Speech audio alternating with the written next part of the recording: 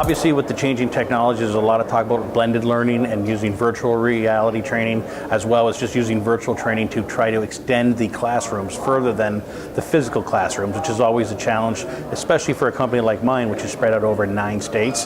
When you have that kind of spread, you have to figure out how do you reach all the employees. Although it's been around for quite a while, it's still in a lot of the infancy stage of trying to get the employees to buy into the opportunities of different training methods, whether it's virtual or a blended learning type of deal. So trying to find the right avenues to get into those angles and to make it interesting for employees is the key way to make sure the training takes hold. Depending on the different activities that are being done at different marketers, that's a really wide encompassing question and incorporates a lot of different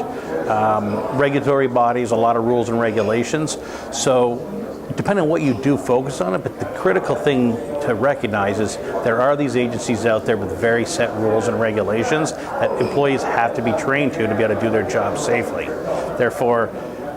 you have to recognize what people are subject to for regulations, make sure they're satisfying those, while also make sure you're mitigating risk and being safe.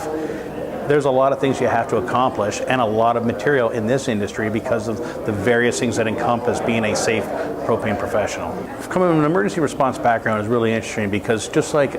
there's a lot of different responsibilities in the propane industry, there are innumerable numbers of potential emergencies that emergency responders respond to, and they can't be fully trained on every specific item. So they have general rules and regulations they try to follow, and they rely on the experience of their members as well as other industries, depending on the incidents. You can't train for every possible opportunity, therefore you have to try to gather as much training and work within your team, which means there's also a very large component in emergency services of training at incidents and training through experience and trying to prepare for potential opportunities. But the reality is every emergency is different. So industry expertise and being able to communicate that to emergency responders when those type of events happen is critical for making sure that we have good outcomes, and when something has gone bad, that we don't make sure it goes any worse.